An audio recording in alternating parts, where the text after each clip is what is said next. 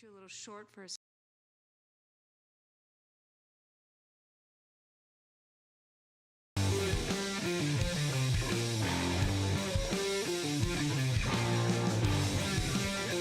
What's up, nerds? Welcome to another episode of the Multiverse Report.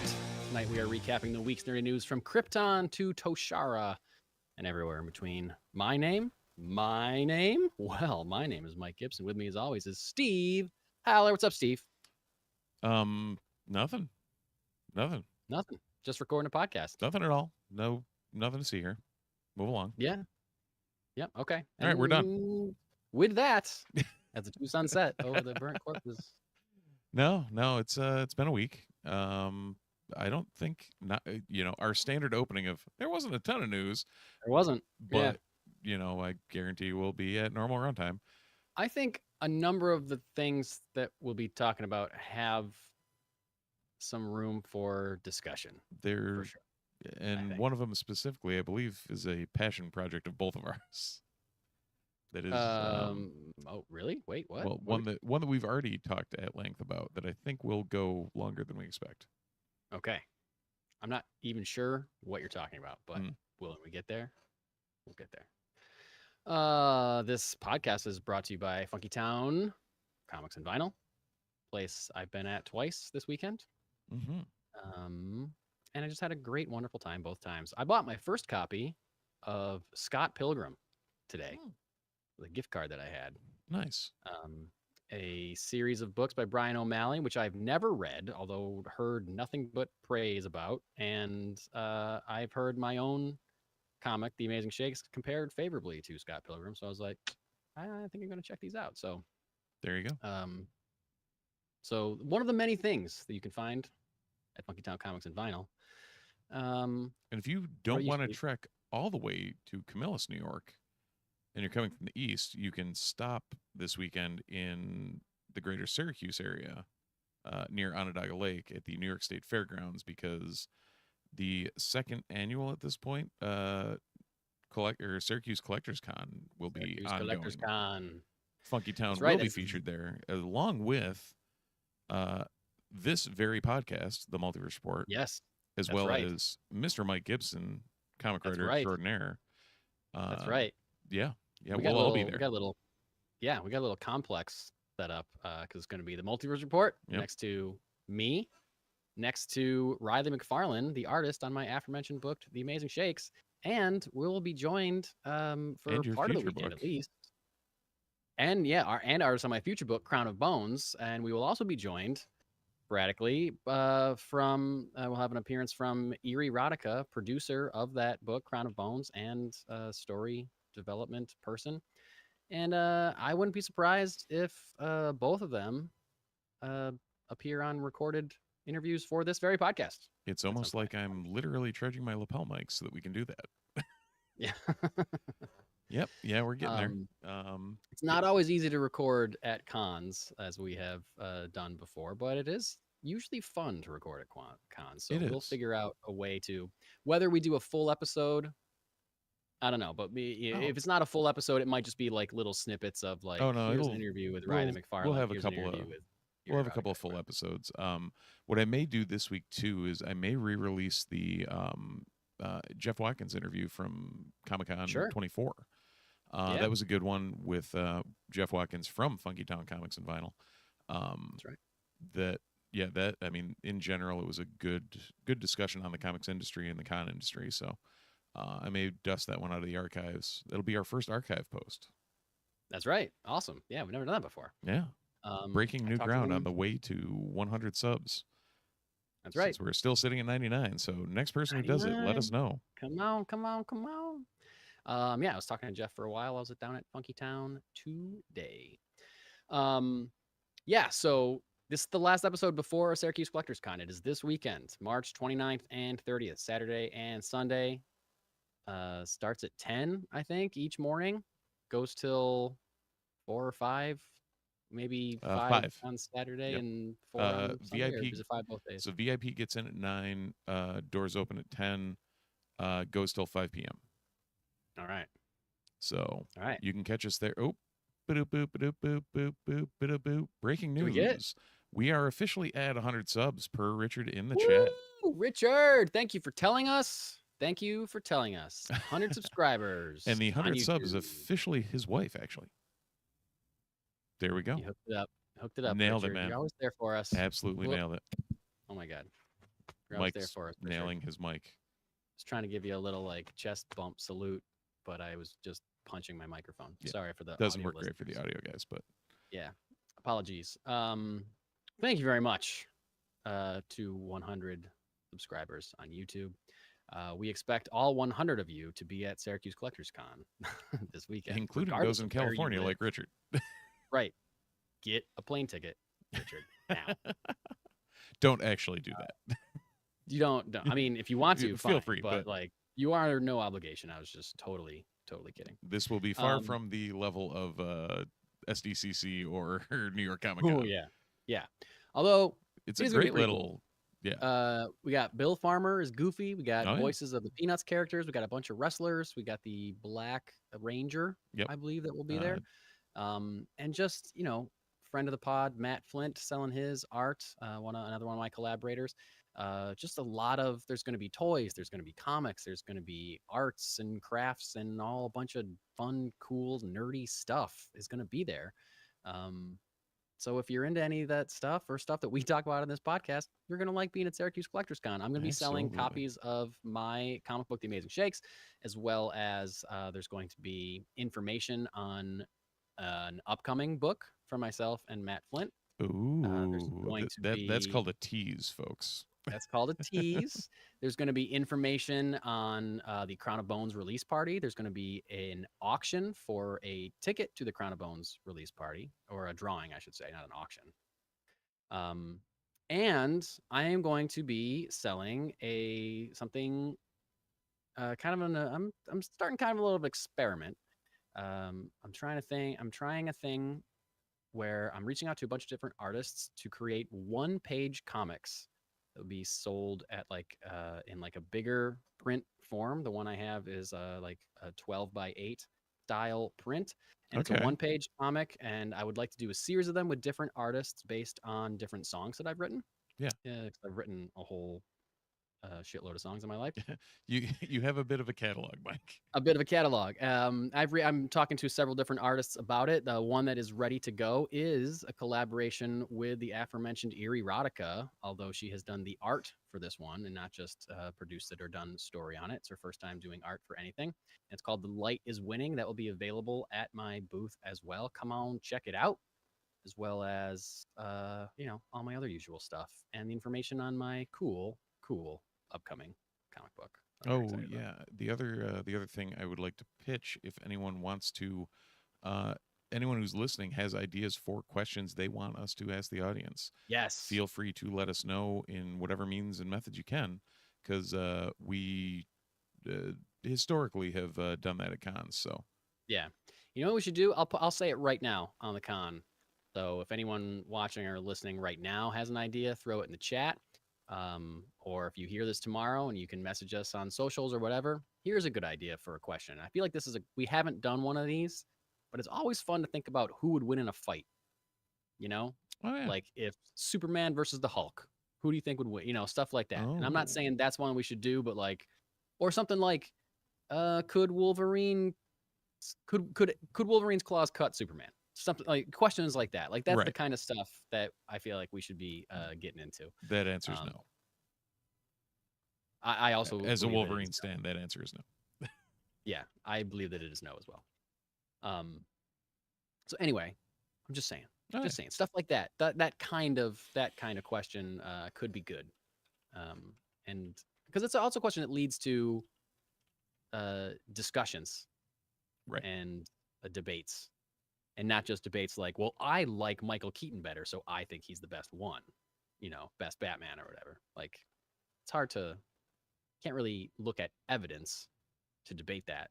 You can just feel what you feel in your heart about Michael Keaton or Robert Pattinson or whatever. But if you want to base who's going to win in a fight, you got some, you have years and years and decades of comics and things to cite and to pull from. So citations.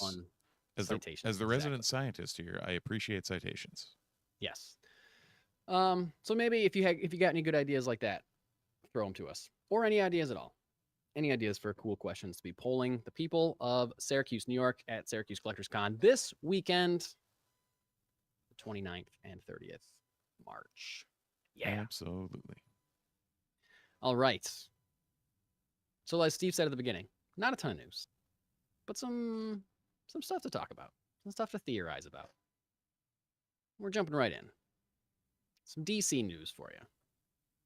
It's reported this week that Colin Farrell is in talks to play the role of Sergeant Rock in the never officially announced, but now pretty much admitted that they're making Sergeant Rock film under the DCU banner. Now, initially, we talked about the Sergeant Rock movie.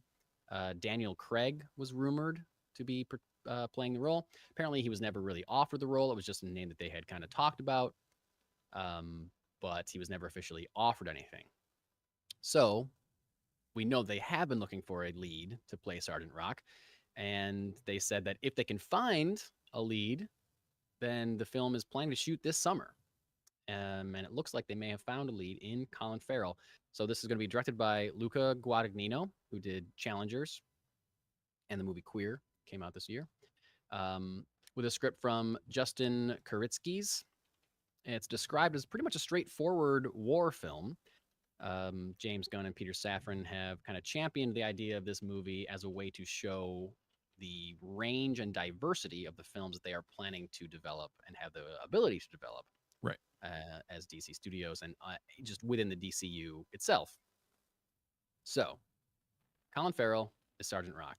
Steve, is this weird to you for any reason? No, I can't think why one person who's already playing another person in another very similarly related franchise would possibly be weird in any way, shape, or form. Like, it's weird, right? It seems really weird. It's weird. I mean, now, to be fair, yeah, Colin Farrell in The Penguin is completely indistinguishable from Colin Farrell in Colin Farrell. He is unrecognizable. Yeah. However, so it's not like it would cause confusion visually, but we all know that's Colin Farrell. Right. We all it doesn't look like him, but we all know that that's him. So I feel like it's weird because Colin Farrell is a great actor. He's great. He's very talented. But there's a lot of other actors out there. Also very talented actors around. There's a lot of other actors out there that aren't also playing a pretty important, vital, huge role in the Matt Reeves Batman verse that is off the ground, but not high off the ground. 2 installments. One of those installments starred Colin Farrell as the Penguin. Right. Now, at the same time, that doesn't seem like a completely non-James Gunn thing of like cast the guy who's right for the part. Yeah. So if it's the right thing to do, then I'm sure that'll be what happens. But also, like, maybe look outside the sandbox a little. Right. And, there have been rumors that I've read or heard, and again, this is just hearsay, this could be nothing, but of, James Gunn wanting to use Robert Pattinson and Matt Reeves not wanting to use Robert Pattinson in the DCU. Like, is there... So that's where there's smoke and fire at this point of like... Is this a dig at Matt Reeves? Right. That they're taking one of his actors. And, of course, they're not saying, like, you can't be the Penguin anymore. Like, of course, they, like, James Gunn isn't... Even if James Gunn is purposely stealing one of Matt Reeves' actors as, like, a dig, there's no way he's not going to let him continue to play the Penguin. Like, he's too smart for that. But, like... And also, James Gunn would probably still get a paycheck from that. So, like... Yeah, of course. He's still involved in the production of that film. So, like... So, like, I'm not saying that that's what's happening, but when you think about those rumors and then you think of this, it's kind of hard not pop into your head. Now, of course, like you said, it could be like no one recognizes him as the Penguin, and it is in a separate universe, at least for now, and they keep saying that it's going to stay in a separate universe. So taking it at face value like that, it shouldn't be weird. But when I don't know, it feels weird. It just feels like you could have gotten anybody else, but also like maybe Colin Farrell has a contract with Warner Brothers, and so he's in their like pool of actors to pull from, and so he just did a good audition or whatever. Or it could be coincidence. But even if it's coincidence, it's weird, I think. Yeah, that is I don't like it, but you know how that goes.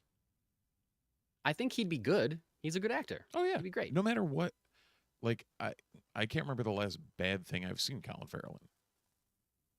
He's done some bad stuff though. It's not like everything out of the box is a home run. I feel like lately he's been on a bit of a run though. Oh, for sure. Yeah, with Penguin and the Batman and Banshees and right, like that kind of like post Training Day, pre this resurgence was a little rough for him, but like he's found his form. Yeah. I mean, yeah, but for every Banshees of Inisherin or the Batman that's out there, there's also like a Daredevil or a Total Recall, forgot about that. So yeah, but like he's talented.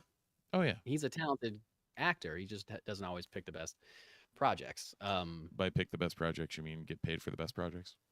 Yeah. Yes, I do mean that. So anyway, he's also not American, and Sergeant Rock is like a World War II hero. I feel like. Yeah. I mean, I'm not enough of a patriot, especially recent times. Current times. I don't have enough patriotism to really be like, they should cast an American as an American war hero, but I don't know. No, but maybe, like if Captain maybe try. Right, like if they recast Cap and it wasn't like they right, like yeah. I don't know. It just would seem weird. Yeah. I thought it was weird when they cast Henry Cavill as Superman. And like just because he's not American. Like, what? You can't get an American guy? Right. When your tagline is truth, justice, and the American way. The American way. Yeah, exactly. You might want to, whatever. Yeah. Although they did change that. It's now truth, justice, and a better tomorrow. They dropped the American way from the Superman tagline, which I think is smart. Yeah. Especially, again, in our current climate. So anyway, Colin Farrell talks for Sergeant Rock. In general, I like that they're so like full steam ahead with this that they're going to start shooting this summer. Because that means it could be out, depending on what they have to do with it. It could be out end of next year, or it could be out early 27 or whatever. Who knows? Yeah. But I especially after seeing, Sergeant Rock was in a very short segment of a Creature Commandos episode featuring G.I. Robot. I really hope G.I. Robot is in this movie. Such a I forgot. Every time I think about that show, I'm like, how the hell did they do that?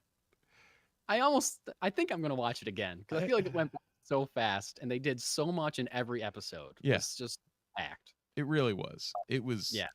So if anyone out there hasn't seen Creature Commandos, that's what we're referring to. Like, go watch it. You should really watch it. A mutual friend of ours and listener to the podcast, Brandon Hall, is telling me recently that he is in the middle of Creature Commandos, and like you and I were, just knocked out by how good it is, because it doesn't seem like it would be good at all.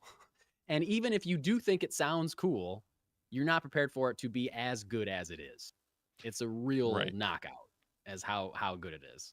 I was not anticipated to be brought to tears from a robot animated 20-minute TV show. Yeah.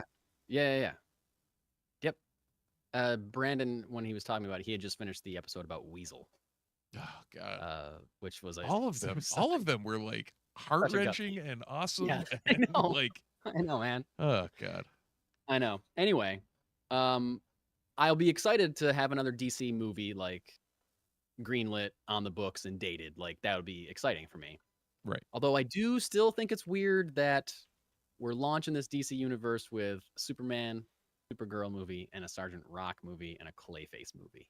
Like the first two make sense, and the other two are just, oh, well, here come these stupid balloons again. Jeez, I just got to keep my hands down. Did you see the balloons this time? Yes, You I missed them? did. You missed them? I was Okay. gonna let him roll. Those were for Richard for getting us 100 subscribers. Yeah, these balloons here are for our hundreds. Let's have a celebration for our 100 subscriber. That's got to be a Mac thing or something. I don't know. It is. Yeah. It is. I figured it out. Okay.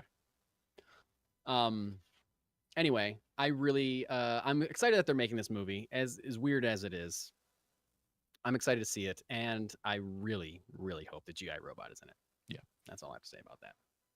A couple other DC short things and a Warner Brothers thing in general.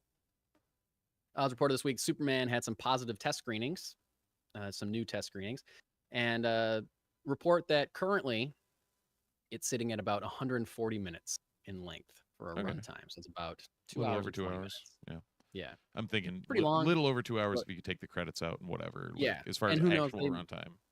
Yeah, and they might trim it down even now. So not out of the ordinary for a modern superhero movie to run that long. And if it's worthy of that runtime, then it's gonna be great. And even based on the trailer, it seems like they're doing a lot of stuff. They got a lot to cover. They got giant monsters, and they got him getting the crap beat out of him, and a whole bunch of things that he's got to stop. So it's probably gonna fill up that time pretty good. We also got news that J. Alphonse Nicholson has joined the cast of Lanterns as Jon Stewart's father. We got a casting on his mother last week. Now we got a father. Not much. I didn't really recognize anything that Nicholson had been in the past. But he's going to be Jon Stewart Sr. I would assume that's got to be, well, never mind. What? I was going to say, because he's like our age. So I don't know if that'll be in flashbacks or what. Really? He was born in 1985, Mike. So okay, so the mother, the actress, at least 10 years older. Yeah, it was in her 50s. We looked it up. What? Okay, so it's got to be flashback. Got to be a flashback or something. Maybe it's a flashback with the father, but not a flashback with the mom. Maybe that's what we're looking at. Maybe the mom's still alive. Dad died a while ago or something, so the dad is in flashback, and that's why he's younger. Maybe? Because he definitively does not look like he'd be old enough to be Aaron Pierre's dad in any way, shape, or form. Okay. All right. Interesting. We will see. We'll see. I'm very excited about that show, and they're filming it right now. Very excited. I'll be out of my mind when we get a trailer for that series. By the way, speaking of Green Lantern, did you know on Max, not only can you watch the Ryan Reynolds Green Lantern movie, you can also watch an extended cut of the Ryan Reynolds Green Lantern movie. I would be curious if that makes that better, worse, or indifferent. I can't imagine it being better at all. I can just imagine it being more of something that doesn't work. I was going to say, can you imagine it being worse, though? Like, can you not imagine it being better or worse? Is this just... Part of me wants to rewatch that movie. I actually was thinking about that the other day of like, you know what? It's been so long. Like, it's been so long. Do I want to give it another fair shake? Because it's been a really long time. And also, think about all the really bad superhero movies we've seen since then. Like Sony, I'm looking at you. You know what I mean? Like, was Green Lantern really that bad? Or was it just bad because it came out, a few months after Iron Man or whatever? Or a couple, years after, right? Some good ones. Yeah. We had Iron Man, we had The Dark Knight, and then the next one we got was Green Lantern. Like, okay. Is it that bad? It was actually where it released was kind of the opposite of this year in superhero movies, where it was like, Deadpool and Wolverine actually looked like a complete masterpiece. I mean, again, on first watch, it was great. It was great. Yeah, I had one of the best times watching that. The first time I saw it was one of the best times I've had watching a comic book movie. Yeah, blast. That said, everything else that came out around it was a pile of hot garbage. Yeah. So did that look better in comparison? Did that like it was the exact Yeah. opposite of Ryan Reynolds' Green Lantern. Right. And like I'm sure like there's a lot of things about it I don't have to revisit to remember like, yeah, it's bad. There are things that are bad about that movie and that completely Right. kind of misunderstands a lot of Rewatching it will not make the this a characters. good movie. It's not gonna make it good, but it might be like, oh yeah, this is way better than Morbius or Right. whatever. It's way better Madam than Web. Venom, Let There Be Carnage, Madam Web, sure, Craven, which I still haven't seen. You watch Craven yet? No, I've not. I don't know if Brian's in the chat or if Richard's watched it. I know Brian is our resident watch bad Sony movies Yeah. person. That's the only reason I drop him out. But Brian, if you've checked it out, let us know. I think Let us.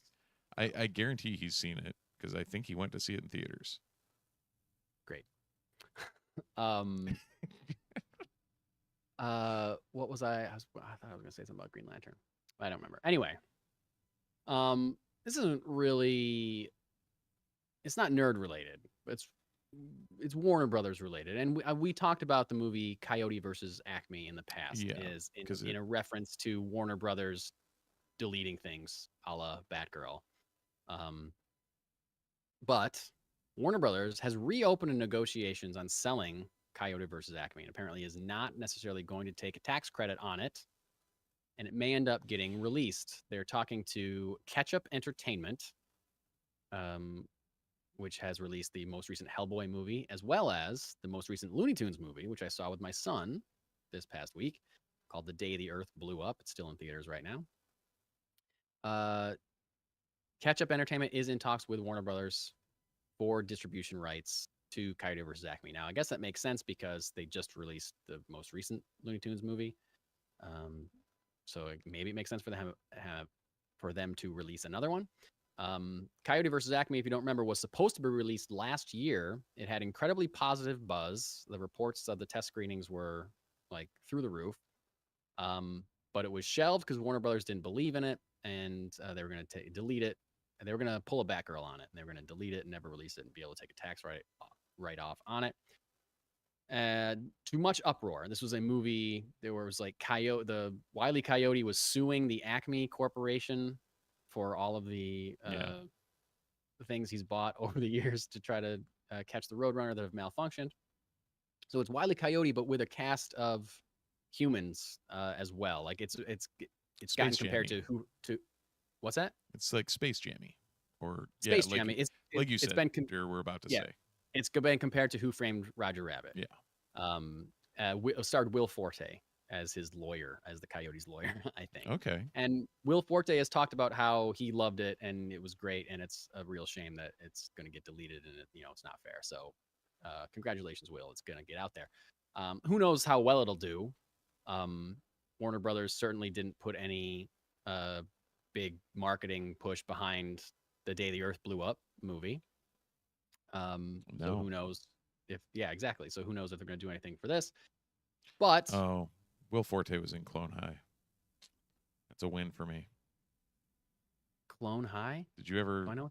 It was an animated show from like 2002. I don't think I know what that is. It was great. Oh, okay. Yeah, Will Forte is great. He's hilarious. He was great on Saturday Night Live. You know what? You know why you would like it? It was created by Lord and Miller and Bill Lawrence. Oh. Yeah. Sounds great. Okay. So it was basically like historical figures brought back to life as adolescents in junior high, high school. Oh, that's a cool idea. Yeah. It was great. I haven't seen it in forever. I'm assuming that's what they would tagline it as, but high school populated by clones of well-known historical figures. There you go. Abe Lincoln, Joan of Arc, Gandhi, Cleopatra, and JFK. It's like a parody of all that era of teen dramas. Sure. That's cool. That was great. Anyway, this deal with Ketchup Entertainment may be part of a wider plan that Warner Brothers has to sell off the intellectual property of Looney Tunes all together. This is Warner Brothers selling their rights to Bugs Bunny and all of his friends, which is crazy, but also not very crazy. Yeah. Steve and I, this is what we had a discussion about it. This is what I was alluding to earlier, where Yeah. Mike and Mike and I and friend of the pod, Matt Peseta, had a very long, drawn-out conversation on Friday about this when the news kind of dropped. Yeah. And we poked around a lot of different parts of this and like why it makes sense, why it wouldn't make sense, what's going on. Yeah.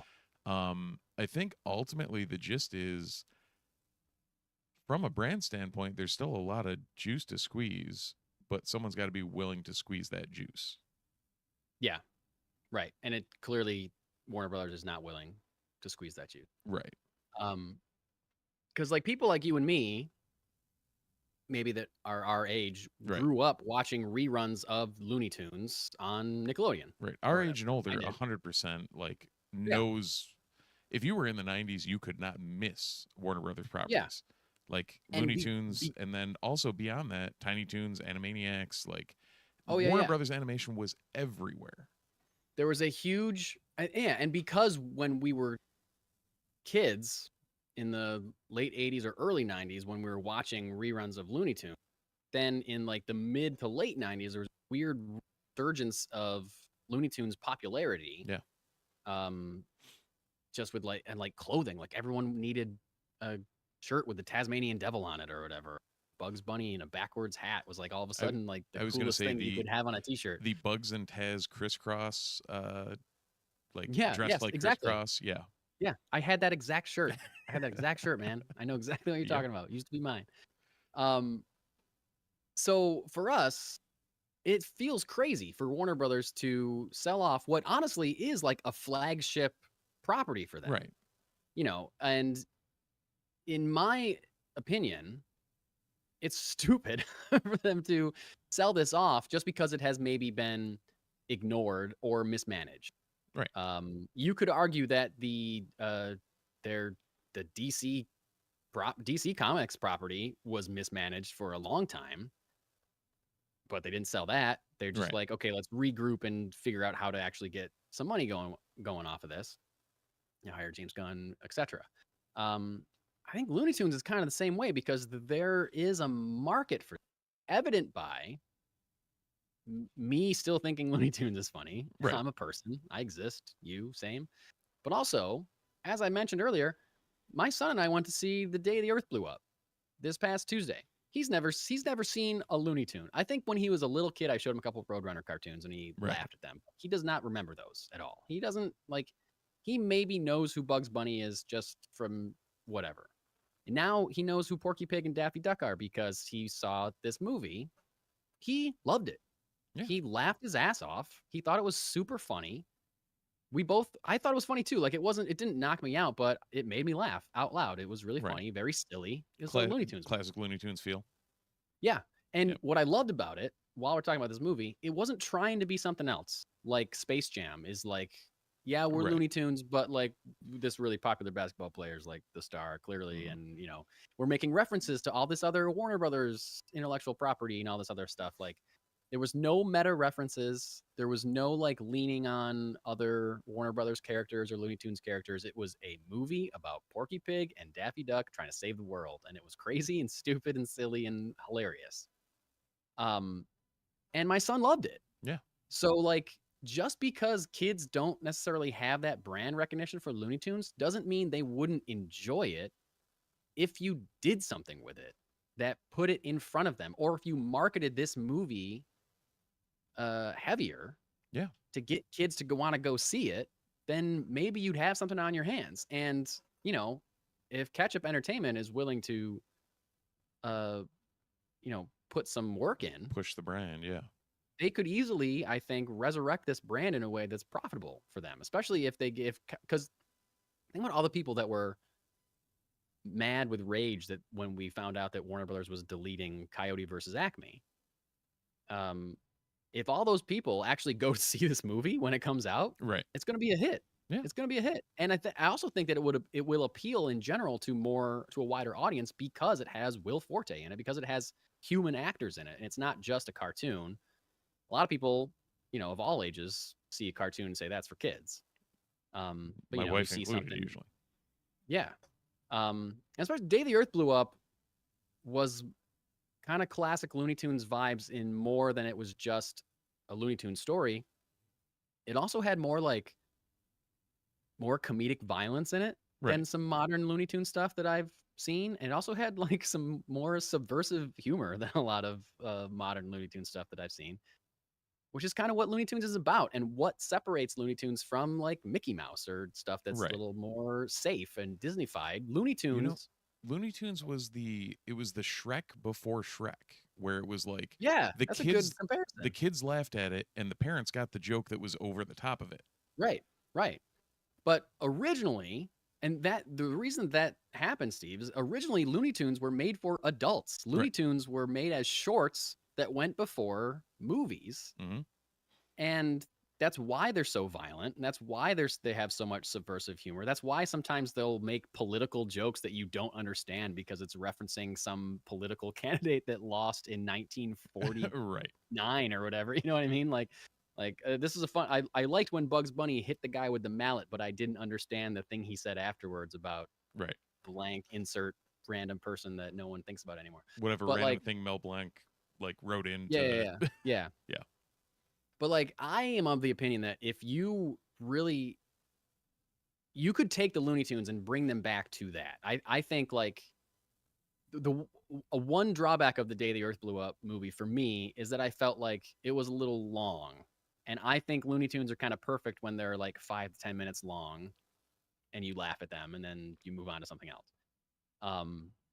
So I think if Warner Brothers wanted to kind of take them back to their roots, they could give me a 5 to 10 minute short, Looney Tunes short, before every Warner Brothers release that is made for adults, that has adult humor in it. Not necessarily nothing offensive or crass or anything like that, but pump up the violence, pump up the subversive humor like they were originally, and kind of get these characters back on their feet. Now, they're looked at as for kids now because by the something that's subversive in 1950, by the time you're watching it in the late 80s or the early 90s, pretty safe by those, pretty tame by those standards. So therefore they started being shown to kids on Nickelodeon. So that's how they started being seen as a kid's property, but they were originally for adults. Yeah. So you can take them back and make them for adults. I think you'd have something, but I also think that the studio can't see it that way. Right. And but you could also just only sees them as for kids now. Right. You could also make them not necessarily just for adults,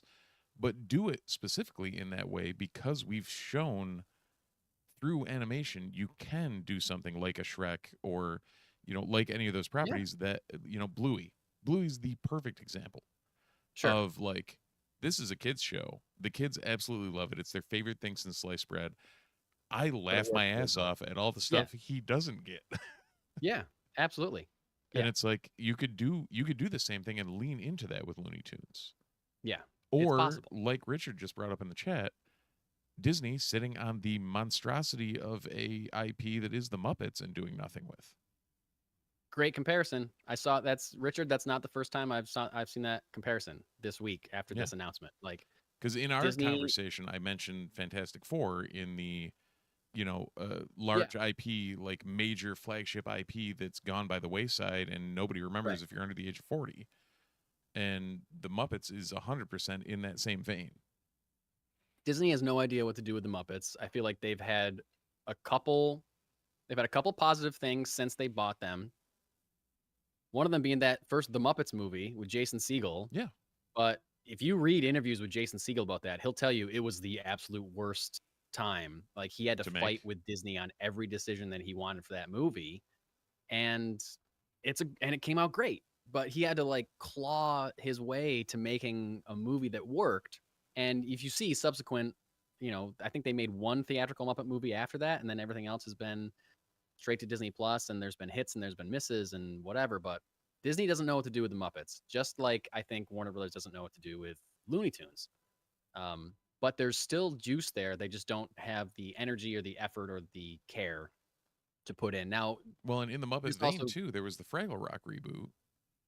But it hit it was the same kind of deal. It missed the mark. That was also Apple TV, and Apple TV never advertises any of their stuff. I feel like right, but even watching it, it was it's the Fraggles, but it just doesn't. I don't know these like whether it's a Muppet thing in general, but like nobody knows what to do with them post Henson. Right. I know. It's wild.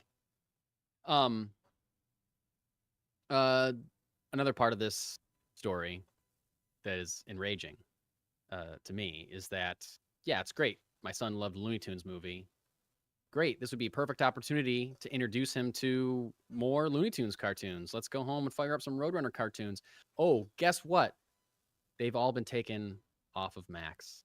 They're just not there anymore. They've been scrubbed from Max. The new Looney Tunes that they did in 2020, I think when they launched HBO Max, those are still there for now. Those are fine. They're not as violent. They're not as subversive as the original ones. I don't think they're quite as good. They're fun, but it's enraging to me that they're just like, no, we're just going to, not enough people watch these, so we're just going to not let anybody watch them ever. Like, it's infuriating, but also could be as if they're in negotiations with selling this IP in general to maybe Ketchup Entertainment, that it could be like part of that, like, okay, well, we'll take it off for now so that you can launch with whatever you can do with them, whatever you're going to do with them. But they're not there anymore, which is shitty. Well, but then if they go to Ketchup, what, like, where are they going to be exactly? I guess they'd have to, Ketchup would then have to license them back to Netflix or Amazon or somebody. Ketchup could license them to any other streamer, right? So they could end up on Disney Plus, which would be insane. Yeah, that would be. Yeah. Well, yeah. Anyway, you're right, Steve. That was quite the topic. It sits very close to both our hearts, I feel. Yeah, for sure. Just any time like there's mismanagement of an obviously something that should be a slam dunk. Something that could be a slam dunk if you found the right creator and put the right amount of time and effort and money into it. Seeing it mismanaged is just enraging. Yeah. Speaking of mismanaging. Yeah, what a segue. Okay, I was going to say something else, but that segue was too perfect. So we're diving right into our one Marvel topic. Marvel adjacent, I guess, kind of. Yeah. I mean, it's a Marvel topic because there's no Marvel without Stan Lee, and there's no Stan Lee without Marvel. Yeah. There's a new documentary that's taking a close look at Stan Lee's final years called Stan Lee, The Final Chapter. Now, this was announced a week or two ago. I think I just missed it, so I circled back because I felt probably good to talk about. Stan Lee, The Final Chapter. A new documentary is underway from John Bolerjack, who is Lee's former assistant, who was assistant to Stan Lee in the last few years of his life. The documentary is spotlighting the much talked about allegations of elder abuse that were swirling around Stan Lee in the last few years of his life. Bolerjack has launched a Kickstarter campaign to go fund the release of the film, which includes a trailer. And this is clearly put together from Bolerjack filming himself with Stan, or just filming Stan having interactions with fans and other people on his staff or crew or handlers, or I don't know. It is the Bolerjack. Yeah, it's the Bolerjack Blair Witch Project. Yeah, pretty much. It's all steady cam type footage. Yeah. And it's depressing. Very. Just, there are shots where Stan Lee clearly looks exhausted or saying he doesn't want to keep doing something, and they're forcing him to sign hundreds of, like Thor's hammer toys and stuff, or like times when he's just like sitting in like a assisted, like sitting in like a wheelchair in a back room staring at a wall, just like alone, like horrible. There's also interviews with who they said Rob Liefeld is in the movie, I guess. Mark Waid is in the trailer. There's other comic book creators that are involved, right? That are either, some of them are in the movie, some of them are in the trailer talking about their reaction to the cut of the movie that they've already seen. I think in a way to try to get numbers to Kickstarter. Kickstarter is active right now. If you wanted to go donate to it, because Bowler Jack isn't a filmmaker. He's literally was just Stan's assistant, and clearly has some kind of filmmaking credentials or abilities. So he's putting this project together, but he needs it. It's clearly an independent film. He needs financing for. So you can go check out the Kickstarter link. Stanley, the final chapter.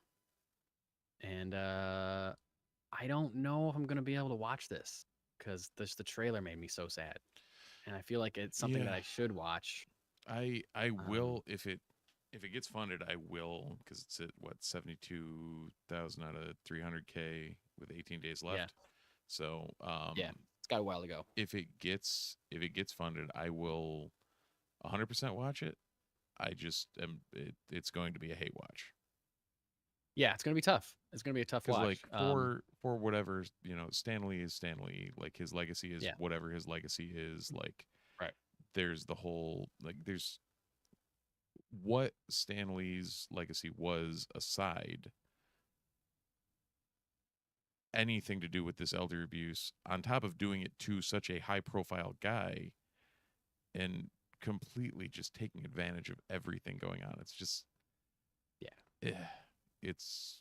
I will watch it, but I am not going to enjoy it in any way, shape, or form. Yeah, I know. So that's that. I don't know what else to say about it, but I mean, I remember hearing rumors of that when he was still alive. Oh, 100%. Just how it was. Those last couple of years, awful. It was very much heavily rumored. Yeah. Clearly it's true. I'm glad that the story is being told for sure.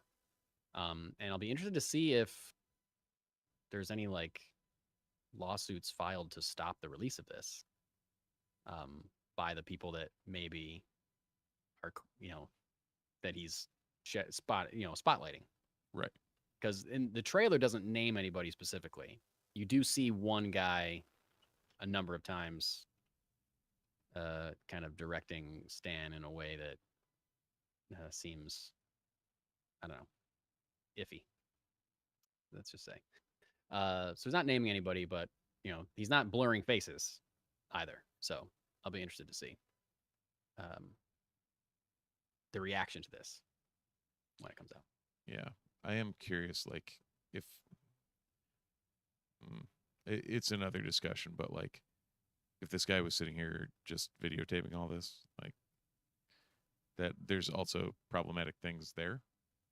Also, yeah, he does say something in the trailer about how at the time he didn't have the power to stop anything because he was just an assistant, Yeah, but if you have video of elder abuse, bring it up to the police. Not a bad point, Steve. Not a bad point. Yep. Yeah. Either way, it's on Kickstarter right now. Speaking of Kickstarters, do another Kickstarter call out this week for a comic that a lot of times we spotlight, or I usually try to spotlight comics that need funding. This is a comic that has already been funded, but I wanted to shout it out. It's a guy that I follow on Blue Sky, who is he's a member of the comic community on Blue Sky, and he's kind of he shares a lot of good stuff and talks a lot of he's like a hype guy for the Blue Sky comic community, I believe. His name is Anthony Iannaccio. I believe that's how you spell it. Sorry if I got it wrong. The comic's called Superguy from Anthony Iannaccio and Joey Murphy. It is a 28-page action comedy about a lazy, narcissistic superhero named Superguy and his once enemy, now turned unappreciated sidekick, Robot Guy. Robot Guy is eager to prove himself as a bona fide superhero, but Superguy doesn't appreciate the spotlight being taken away from him. So this has already been funded. Yeah. But it's a really fun-looking project. It's more it's got cartoonist kind of vibes to it. Very much so. Yeah, and like when you think of a comic strip instead of a comic book, it kind of looks more like a comic strip. At least some of the pages that I saw.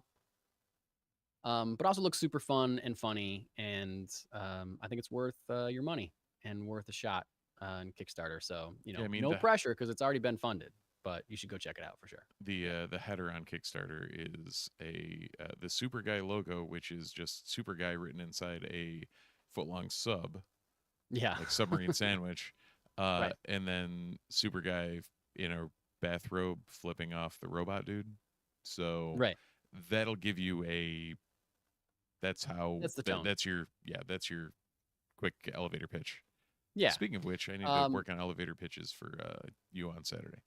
We'll That's talk. true. We'll figure it out. But yeah, that's it. It's like it's a comedy, Yeah. and they say something in the Kickstarter about how there's not enough comedy in comics anymore. So, it's already funded, so no pressure.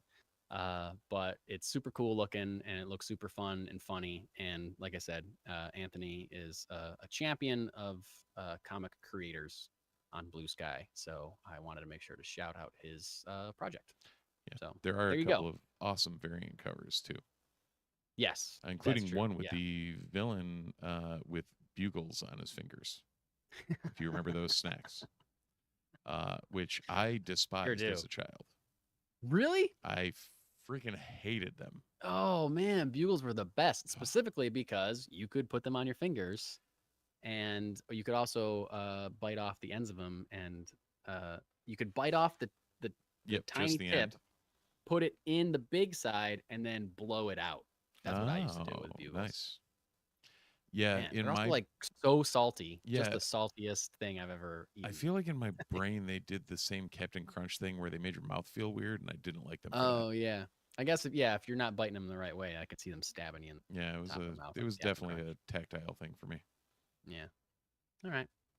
Well, anyway, check it out on Kickstarter. Superguy. One word.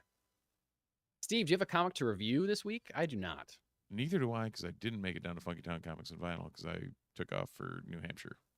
I made it down twice, and I still don't have a comic to review. That's how great I am. When you make it down, you got to actually just ask Jesse. I know, and that's what I never do. Yeah, I forget. Usually the first time I go down, I forget, and the second time I go down, I remember. Yeah. Oh, but also the ongoing, and I'll bring this up as I'm about to a list of comics that are supposedly going to be in comic book stores this week. There's still a lot going on with Diamond distribution, screwing everything up across the country for comic book stores and deliveries of things. When I was there Friday at Funky Town, they said that their DC and Image shipment hadn't come yet and was supposed to be in later that day.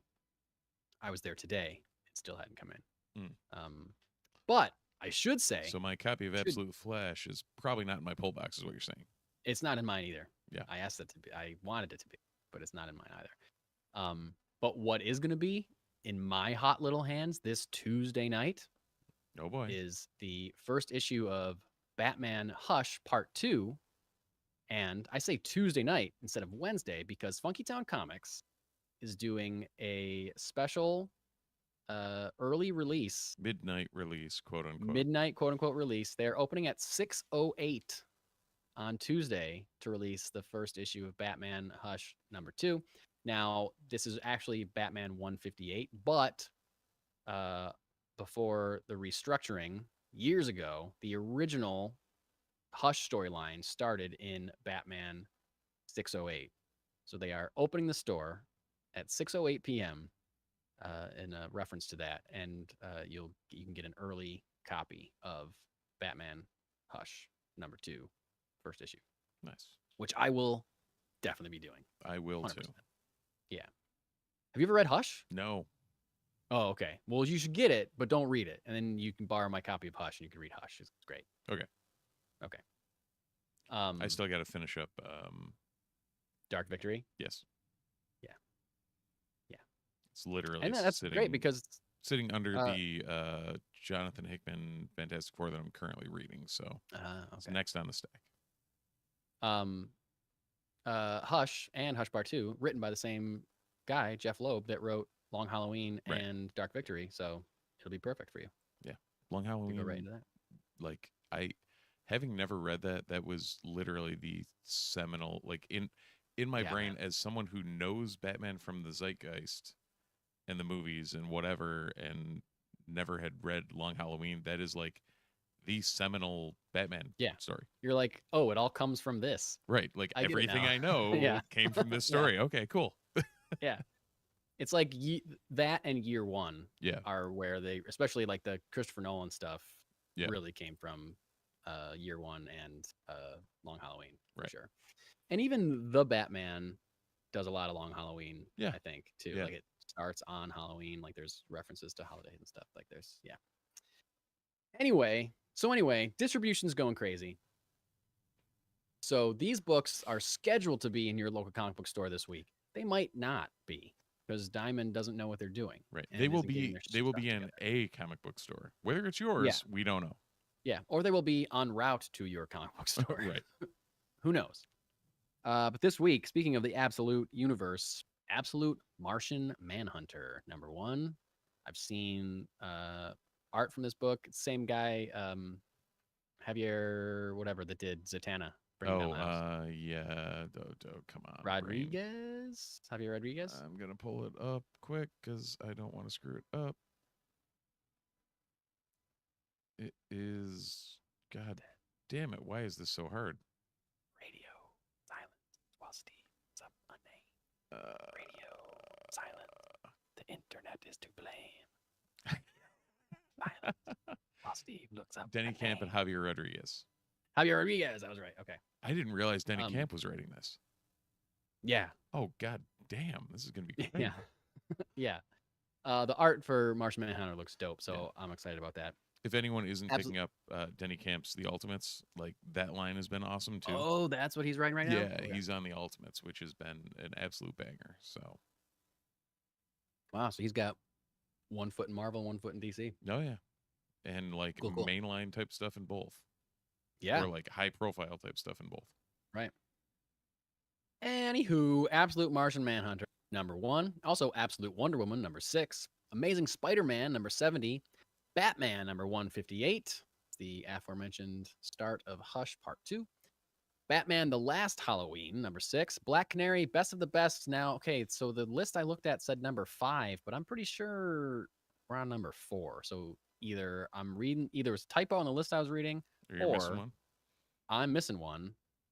But I'm pretty sure it doesn't matter. We'll find out. Daredevil #19, Darkwing Duck #2, Doom Academy #2, Fantastic Four #30, Flash #19, Godzilla versus Fantastic Four #1. That Godzilla, we've talked about it. He's everywhere. He really gets around. Green Arrow #22. What's that? Oh, he also has a trade out recently that my son bought with his own money. Oh, awesome. And was like, this is great. Like, I need to read more of this. And I'm like, what is it? It was just Godzilla? Godzilla being Godzilla with Jeff Burnham being the one writing it. And I'm like, same guy who does the TMNT Saturday morning cartoons and that sort of stuff. Awesome. And it was like kid oriented. And I'm like, okay, cool. Yeah, get it. Why not? Great. Good pick. Green Arrow #22, Harley Quinn #49, Incredible Hulk 23, Justice League Unlimited #5, Laura Kinney Wolverine #4, Peacemaker presents Vigilante and Eagly double feature #1, Power Girl #19, Rogue the Savage Land #3, Star Trek Defiant #25, Star Wars High Republic Fear of the Jedi #2, Star Wars Rise of Skywalker #2, Superman #24, Ultimate Spider-Man 15, Ultimate Wolverine #3, Uncanny X-Men 12, Universal Monsters The Mummy #1, Weapon X-Men #2, Wolverine Revenge #5, and Wonder Woman 19. Bam. Lots of stuff. This is going to be a painful one for me. As in, you're going to spend a lot of money? Well, Absolute Martian Manhunter, Absolute Wonder Woman. Yep. Batman 158. Yep. Ultimate Spider-Man. Incredible Hulk. Yep. I have been pulling Laura Kinney. I don't know if I'm going to continue. It's solid. Yeah. Star Wars High Republic. I missed Fear of the Jedi 1. Yeah.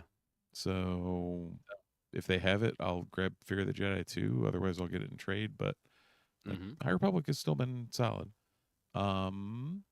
Ultimate Spider-Man, Ultimate Wolverine. Yep. Universal Monsters Mummy is. I know. I might get that Mummy. I fell out of the Black Lagoon, Creature from Black Lagoon, because I missed an issue. Yeah, same. But the trade is out now, so I should pick up the trade. Yeah. Yeah. Yeah. Yeah. I'm looking at that Mummy. I'm definitely getting Batman, Hush, Black Canary. Even if it's 5, I'll probably get it. Right. Absolute Martian Manhunter. I'm looking at one other one. Oh, Peacemaker presents Vigilante and Eagly Devil. Oh yeah, you said that, and I was like, what? Yeah, I have to get that. Yeah.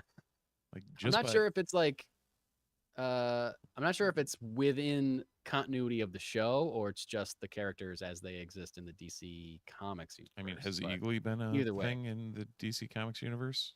I haven't seen. I mean, I got that miniseries Peacemaker Tries Hard last year, which was great, but I don't think Eagly was in it because it was about him adopting a dog. So I don't think Eagly was in it, but he's in this. Clearly, name's in the title. I'll be excited about that. So yeah, we've been talking a long time, but do you want to kick everyone else out and talk about Daredevil for a little bit? I think we probably should, because this was an episode. It sure was. See, the problem with this is, like, every time I watch it, I want to text you and be like, hey, what did you think about this? And then I'm like, yeah. Let's hold it for Sunday. Save it for the pod. Yep. So we're approximately at the hour mark. So it's a good time to tell people that they should continue to like and subscribe on YouTube. Even though we've hit 100, we should continue to raise that number. We appreciate all of you for getting us there. Beyond that, apparently it's got to be facing forward to get balloons. I guess so. I'm trying to celebrate. That is so weird. Yeah, it's got to be a peace sign. That makes sense. Huh. Well, now you know if you need to say the number 2, it just goes like this. And if you need to make a peace sign, you make a peace sign. Yeah, I guess so. Outside of peace signs, feel free to. There's no way to type using peace signs. I was going to try and come up with something fancy, but check us out on Apple Podcasts. Leave us a review. Like, subscribe, 5 stars, the whole 9. It's much appreciated. It helps us trick the algorithm into telling people more about us. Beyond that, feel free to check us out on the socials, primarily Blue Sky at the Multiverse Report. I think that's about it. I think so too. So we're going to start talking about the most recent episode of Daredevil Born Again. Those of you who are jumping, thank you for listening. But we're going to start spoiling stuff in 3, 2, 1, go. Friendly neighborhood spoiler warning. So, Mike, what is your Daredevil care level? My Daredevil care level is still pretty high. It's still pretty high because this was a great episode. Although it felt a little reshooty to me. Only because I felt like they were just inserting Muse in no connection to anything else. Like they showed Muse like they twice. Literally inserted him. Like the thing at the end too, there was like a gap and then Muse showed up. Yes. There was 2 shots where it just cut to like him carrying a body and they showed his face, but just no other context whatsoever. And then at the end, it was almost like a mid-credit scene or something that was just after a couple seconds of black. It was like, this is no relation to anything. Right. Like, we're not hearing like reports of crimes, people disappearing. Like, if there was like, we don't know what's happening. A man and a white man. Like, no reference to anything. They could have used the BB report for that. Exactly. There's like ways that they could have tied this in somehow, but without that, it just felt like they're just cramming this in because they're gonna do something with him in an episode or 2. Somehow Muse returned. Yeah, exactly. Thank you, Richard. Like Thank you, Richard. I knew that was from Richard, and I didn't even have to say it. But in general, great episode. I thought it was really, or pretty well done. I forgot how amazing John Bernthal as the Punisher, especially John Bernthal as the Punisher working with Charlie Cox is. Yeah. Because holy shit, like no matter what from that episode, you can pick apart, you can do whatever. That scene was some of the best Marvel anything in decades. I was going to build up to that scene, but I'm totally No, fine jumping no, right to it just because rip the Band-Aid so off. good. And I felt this especially with how he was portrayed in Daredevil season 2 and also in at least season 1 of The Punisher. Season 2 too, which just wasn't as strong of a season in general, but they are not laying off the gas with the portrayal of Frank Castle. And it was just so good and so well done. I loved that we followed Matt to where he is, to where Frank's hideout or whatever it is. And I love that it wasn't like in an abandoned warehouse somewhere in New York City. Like, no, like those don't exist. New York City's everything's spoken for.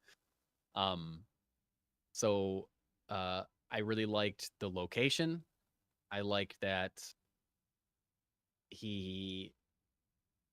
I just loved everything about like his attitude towards Matt in general, his attitude towards the work that he's doing, his attitude towards police officers using his symbol, his read on Matt feeling guilty about Foggy, like, and his aggression. Yeah. And his like, I don't care about anything else. This is what I'm doing. I don't care about. I don't care about you. I don't care about your friend. I don't care about your. He barely cares about the cops using his symbol in a way that isn't like an endorsement of that, but is just like they don't matter.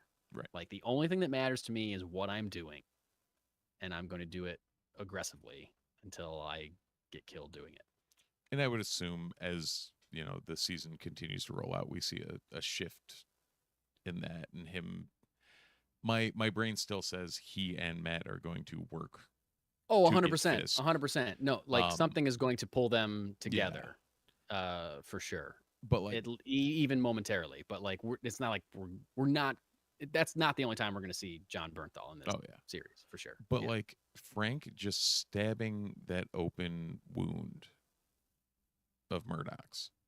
Yeah. And just being like, no, you need to come to terms with this. Right. And just watching Charlie Cox like break down. Yeah. It was just they're like, both so good. That whole scene was I don't give a shit what happens for the rest of the show. Like that scene was worth them filming this show. Yeah. That I liked this episode in general. I thought of course he's investigating the murder of White Tiger. Yeah. Of course there's fallout from him beating the hell out of those two police officers, and that police officer kind of threatening like you better watch your back or whatever. I loved seeing him get flirty with that counselor woman when he was trying to negotiate parole for his new client who stole the fiddle faddle. Because like Matt Murdock in the comics is a flirt. He sleeps around. He's he gets around.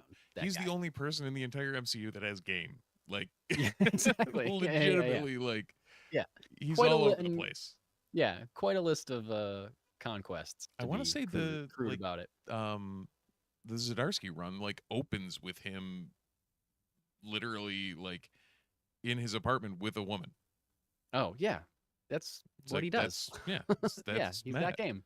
Yeah. Then he goes to confession and does his thing, and then exactly goes and bees a vigilante. Yeah, he goes and bees a vigilante, which is and that's also the reason I love that he was in She-Hulk, because that's like of course he would bang She-Hulk. Right. Like that's Matt Murdock we're talking about. Yeah. So I love the flirty conversation about trying to get parole for his client. But like that scene was done in a way where I feel like that woman's gonna come back. He was talking to, like, I feel like she's gonna be a main character. And then it slowly leads, one thing after another. He goes to the spot to investigate the spot, and I really liked he tipped the bottle over and listened to the bottle roll down the hill into the sewer grate, and that's how he found the shell casing. Like I thought that was cool. Yeah. And then then it leads to him finding Frank, and this is all intercut with Fisk. That's the other thing that I thought was a little quick. Like Fisk wants to develop that um, harbor area, and he's like leading his team up to, like, they're like walking towards, someone has already been there and set up a little model of the harbor as the way that he envisions, his plan. Yep. But this is the first time he's telling literally his closest associates about this plan. Yeah. There's already a model been made. Like, who did he commission to make the model? Like, what? Like, Fair. of course. Like, and what did he like? I'm glad that scene ended the way it did, because it was just so insane. Like, he's a smart guy. He shouldn't just be like, yeah, we're gonna do this. Like, he's got to know that there's like zoning and permits and shit that you have to get to do anything like that. And I'm glad that I don't know the name. I can't remember the name of the woman that's like his right hand, but she's like, we can't just do this. We have to go through the process of, what do you think? We can just say that we're doing it and do it? No, we can't. It doesn't work that way. So yeah, Fisk is trying to. Oh, I like the stuff with him and Vanessa. I like the therapy stuff. Oh yeah, that's cool too. And I'm very curious where that's going to come to a head with. Well, I think Vanessa's going to find out what Fisk has in his little hideaway in his basement dining room there at the end of the episode. Yeah. No, I meant because it's Matt's other half. That's yeah. Like there's a couple. Yeah, I guess there's a couple different come to a heads on the therapy end. Yeah, because I know like they've referenced that she had an affair with some guy named Adam before, but then in this episode, in the therapy session, they're talking about like, I had a conversation with him, and it was, that he didn't do anything. He's not, it was just a conversation, and I told him that I couldn't imagine my life without her. That kind of, but then she goes, well, where's Adam now? And both. What was that? But then, sorry, you didn't come across. Oh, the therapist says, "Where is Adam now?" And both of them say that they don't know. Right. So, but then in the end of the episode, it's revealed that he's holding him prisoner and just goes down and eats gourmet meals in front of him for some reason, I guess. So because we clearly need to know more how demented Wilson Fisk is. Well, I think that was their way of telling us for sure that he's not fully left crime behind him, which he has claimed to do a number of times in these episodes so far. And like, to Vanessa specifically, like I know that we can't be a part of that and do that. This is more important right now. My political career is more important than that. And I believe that until like as soon as he started going down a hallway or whatever at the end of the episode, I was like, oh, he's got that locked up somewhere, or he's dead or whatever. Yep. So that stuff's good. So I think, complete non sequitur, I'm thinking that the Frank conversation is going to be enough to push it over the edge that Tuesday we see the mask show back up. I mean, it was enough for him to go up and look at his masks and start and flipping his with little the training and all that. But around. Like, it's like one of those where they can allude to that, and then like, okay, well, we have a whole other episode, and then at the end of it, like, I'm pretty sure we're gonna see him in action. This next My episode. guess is that the combination of talking to Frank, and then also, my guess is that the next episode is when Muse will become more of a focus as far as a villain. Right. And those two things combined will be like, okay, well, I have to stop this guy, and I'm going to do it as Daredevil. I can't stop this guy as Matt Murdock. I have to stop this guy as Daredevil. Do we have a stopover as the Man in Black? No, I don't think so, because he walked up right up to that he went right hidden to the shack, room. and he's got like 5 different Daredevil helmets to choose from. So, right. I think we're going straight Devil, which again, I'm on record as wanting pretty badly. I just also feel like they can't keep coming up with reasons for him to not wear the costume after a while. Like I said, we're on season 4. Yeah, but that's all of like Daredevil comics. Like that's it. Like it's all I know Matt and Daredevil like struggling with each other. Like that's the that is. whole I guess thing. that's true. I know. But I feel like that's harder. It's harder to string that along in a Yeah, series. Like it we're is. like I said last week, we're in episode or we're in season 4 of a show where this is the 3rd season where he isn't regularly wearing the red Daredevil costume. You know what I mean? And So like, and it's any given called run of Daredevil. any given run of Daredevil though, like I know. outside of the classic like ongoing Silver Age whatever, I know. like I just got to any embrace it. modern Daredevil run has been like, Yeah. well, should I do it? Do I do it? Can I do it? And I Okay, I'll know do that, it. and I know that, and I don't know why it's hard for me Yeah. to when I know that's what the comics are like. That I'm just like, where is your stupid costume? I want you to wear your costume. Like I just that's the way I feel. But again, it's great. They're doing a good job, and it's like engrossing television. It's not like it's boring. Yeah. They're doing a good job with this show. Now, we already know that they're making season 2 of this show. If season 2 comes out and they find another way for him to hardly ever be Daredevil, I might be like, oh my God. Right. On. How long can you do this to us? Have you ever read the Zdarsky run? I never have, The and I 2019? really should. I really should. Yeah. I'm pretty sure I have that in trade around here. Let me see if I can dig that one up for you because that is just it's an absolute banger. I've heard nothing but that about it since it started. Since issue 1. That was what made me a Zdarsky fan, was reading that and being like, okay, this guy knows what he's doing. He knows what he's doing. Yeah. Yeah. No, I have a few Daredevil trades, but I've been meaning to get some of the Zdarsky stuff in front of my eyeballs. There you go. We'll see what we can do. Yeah, because Daredevil for me, I mean, I don't read as much Marvel in general, but I always liked Daredevil. But as an adult, he has, and I'm sure in no small part thanks to the series, the Netflix series, he's really become one of my favorite Marvel characters, like hands down. Well, and he's always been one of the most conflicted, and that's it's the easiest. He's like the closest to Batman, and I'm a Batman. Probably, right. Also true. Yeah. Yeah. Although dare I say, that Murdoch is probably like more conflicted than Batman / Bruce. Oh yeah. Bruce is never conflicted. No, Bruce is like, Bruce I is need just to doing do this. what he's doing. This is my mission, and I am doing it Right. forever. This is who I am. Yeah. So there's that like weird morality and like, it's a. But the conflict is what makes it not Batman, and is what makes it unique amongst other superheroes in general. Absolutely. I just want to see him in that suit. That's all. It just looks cool. I just love it. That's all. Come on. So good. I get it. So yeah. So as far I think was last week we looked it up, and I think we're getting 2 episodes this week of Daredevil Born Again. That's what I remember reading that there was 2 that were dropping, unless they changed it on the 25th. I think there's 2. Yeah. Let's maybe it is going to be some kind of big costume reveal or return to heroing alongside the Punisher. Yeah, 5 and 6 are both slated for March 25th. All right, cool.